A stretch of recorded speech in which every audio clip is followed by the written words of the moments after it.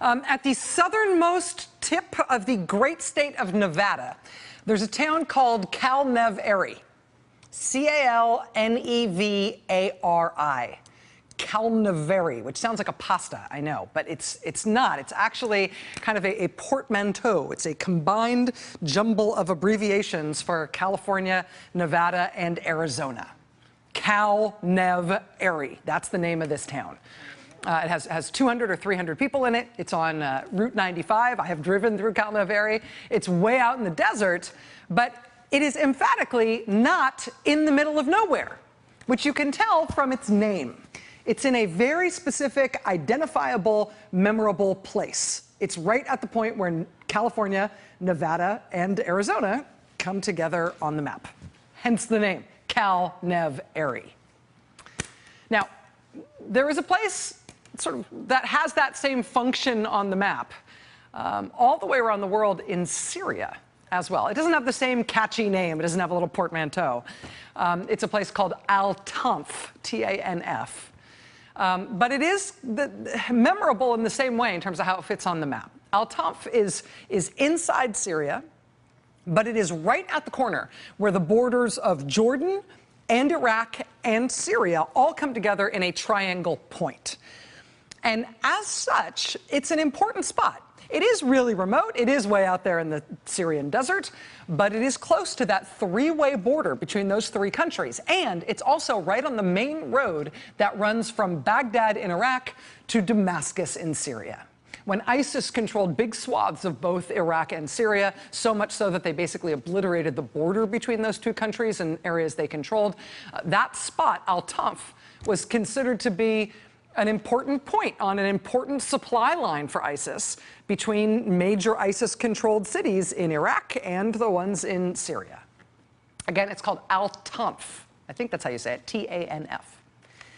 And these days, it's a well-known place. It's sort of on the map internationally, not just because it defines that triangle, not just because it's tucked into that strategic corner where those three countries meet. The reason Al-Tanf is now a very high-profile spot is because that is where U.S. troops are based in Syria. It's not the only place, but it's one of them. The United States has about 1,000 servicemen and women on the ground in Syria. The new administration has quietly arranged to send hundreds more American service members into Syria, but because they have abandoned the practice of previous administrations of making announcements about those troop deployments, we don't know much about where the new Americans are going. We do know that several hundred U.S. Marines set up an artillery base studded with howitzers several weeks ago. We do know, of course, that U.S. pilots are flying bombing raids against ISIS targets in Syria basically every day. But the biggest, longest-standing complement of U.S. troops in Syria are the special operations troops. And special operators will sometimes do raids themselves on high-value targets. But their primary mission, and what they spend most of their time doing, is arming and training and assisting some of the rebels that are fighting in the Syrian civil war, rebels that specifically are fighting against ISIS. And even though these are special operations forces who are doing this work, and special operations stuff is often secret, this mission, this arm and train and assist mission, it's not entirely a secret. It's a known and widely reported thing, for example, that one of the bases that U.S. forces are operating from to do this kind of work is a small base in southern Syria that's right at that Calnevari spot, right at that key border spot between Iraq and Jordan and Syria, that little base called Al-Tanf. Well, on Friday, Syria time, when the new administration decided to shoot Tomahawk missiles at a Syrian air base in a different part of the country, that was not an abstract thing. That was not just a matter of political debate for these hundreds of U.S. service members who were on the ground in Syria. The Wall Street Journal, NBC News, Stars and Stripes, a few other outlets have all now reported that when those U.S. missiles were shot into Syria, the U.S. Special Operations troops, who specifically were based at that little base in Al-Tanf, that little base at that corner of those three borders, when those missile strikes were launched Thursday night East Coast time, Friday morning in Syria, those Special Operations troops left. They left their base. Now, again, it's not a secret that they're there. I mean, The United States has been bombing ISIS targets in Syria every day for a long time now, thousands of airstrikes. The U.S. has had some military presence and involvement in Syria all the way back to September of 2014. In all of that time, though, the U.S. has not had American pilots shot out of the sky by Syrian aircraft or by Russian fighter jets or by Syrian ground-to-air anti-aircraft defense systems, right? The United States has not had U.S. forces on the ground attacked wholesale either by the U.S. military or by the Russian military. American forces have been able to mount what are now sustained military operations of various kinds inside Syria all this time, all the way back to 2014, because the U.S. has not become a full-scale combatant in that country's civil war. Right? We have said all this time that our troops are only there to, yes, occasionally fight ISIS ourselves, but mostly to help other people fight ISIS inside Syria. And that limited U.S. mission is what has created room to operate. It's sort of created political space around these hundreds of U.S. service members that have been in this very dangerous place, in the middle of this very bloody civil war, for years now doing this work. And that political weather changed all of a sudden on Thursday night, Washington time, which was Friday morning in Syria. That whole political arrangement changed. That whole weather system blew out and another one blew in. And that had a very significant material consequence for dozens of American Special Operations troops who, real quick, had to get out of that base at Al-Tanf. Because with ordering that missile strike, the United States government changed its policy position 180 degrees all of a sudden. And now the U.S. military is not just in Syria fighting ISIS. Now the U.S. military is in Syria to attack the Syrian military. So that changes the proverbial weather for American forces who are in Syria that day. Right? They're already in a dangerous place, but that changed the weather in which they operate from stormy to hurricane instantly. Right? If there was going to be a retaliation for that U.S. missile strike, if there was going to be retaliation by the Syrian military or by the Russian military, if they were going to come after U.S. forces in retaliation for that missile strike, it suddenly became very important in very practical terms that the United States should not have a known base full of dozens of American elite troops sitting there inside Syria with a bullseye on them waiting to be attacked because everybody knows they're there. And so when that missile strike happened, these U.S. Special Operations troops left Al-Tanf quickly. And reportedly, they took off into the desert so they wouldn't be sitting ducks on that base. And from out in the desert, they would wait out whatever retaliation might come.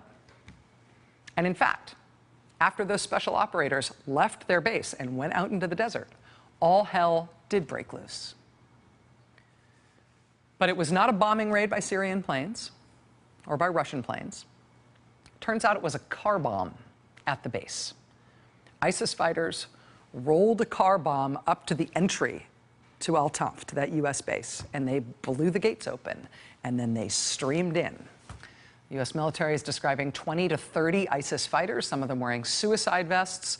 They used a car bomb to blow the gate. They breached the perimeter. They got inside. They started to overrun that U.S. base in southern Syria.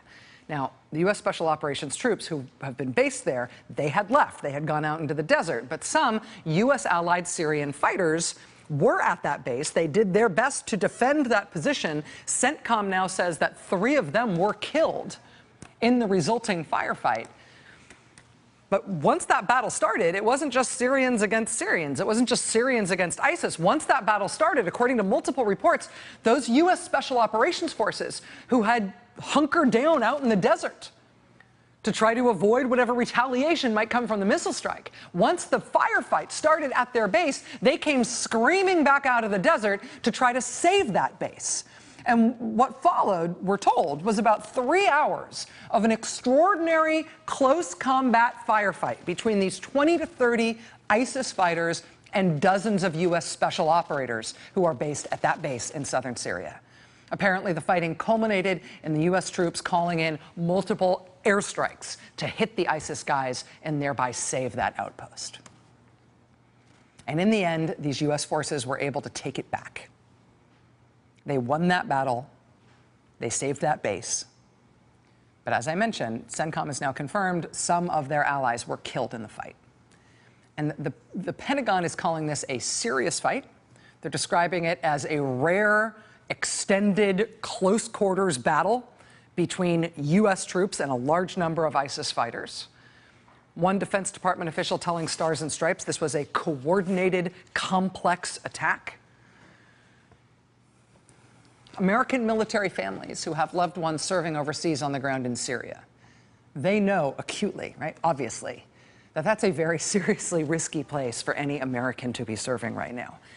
But with that missile strike, with the United States, with that missile strike becoming a whole different kind of combatant in this 6-year-long civil war, with that missile strike launched Thursday night, U.S. time, Friday, Syria time, with that strike, all of a sudden, the threat environment in which these American troops are serving in Syria, their threat environment changed dramatically. And again, this is not an academic thing. This is not esoteric. This is not a broad-scale generic assessment. This is about specific Americans. This is these dozens of Americans who are operating out of that base at Al Tanf. That missile strike put those Americans in a position of having to ultimately fight tooth and nail for hours in close combat, ultimately with air support, just to hold on to that base. Today, the new president did an interview on the Fox Business Channel, where in the middle of that interview, he volunteered sort of an awkward new thought about Syria. I should tell you, I'm going to play what he said here, but I should tell you, it's also awkward how they broadcast it. They sort of covered it with a fancy cable TV animation, but you can hear what he says here. Just so you understand, we're not going into Syria. So this was not the response to a question. This is the start of their segment. We're not going into Syria. Now, I don't know if by we he means, I don't know who he means, like me and my interviewer, we, the Trump family, I don't know. But if by we he means the United States military isn't going into Syria, that makes no sense, because the United States military is already in Syria in pretty big numbers. And that makes these comments today, this sort of volunteered out of nowhere comments about Syria, it makes them a strange thing to hear. Just so you understand, we're not going into Syria. Just so you understand, we're not going into Syria. Now, are we going to get involved with Syria? No. No. We already are involved with Syria. If by involved you mean hundreds of brave Americans risking their lives there every day. I mean, this president, any president, right, is commander-in-chief of the U.S. Armed Forces. Right now, that includes hundreds of U.S. troops who are very much involved in Syria as we speak tonight. And the administration's actions in Syria just over the last few days have already raised the mortal stakes for those Americans immensely. Now, are we going to get involved with Syria? No. No. As the administration, this new administration, strides into the middle of some of the most complex stuff on earth, for a lot of Americans, statements like that from the president today, right, they bring about kind of a gut check moment on whether or not our government, this is the only government we've got, whether they've got a handle on the basics, right? Whether they understand the basics, whether, of course, they can do the basic stuff that an American government ought to be able to do. In that same interview today, the president told Fox Business that in the last call that he just had with the president of China, he says the Chinese president walked him through thousands of years of history between China and Korea. He said, this is what he said, quote, he explains, meaning the Chinese president explains, thousands of years of history with Korea. Not that easy. In other words, not as simple as people would think. By which, I mean, presumably what he means is not as simple as he thought it was. But now that the president of China has explained it to him, whew, no idea it was that complicated.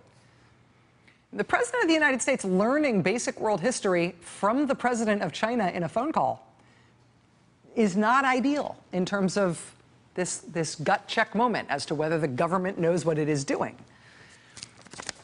But worrying about one person, even if that one person is the president, That's an easier thing than worrying about the government more broadly, right? And this isn't a one-man worry. There are also gut check questions now on days like today in the news about how the whole U.S. government operates and whether basic standards, basic minimum standards, are something they can handle or that they even have an interest in attempting.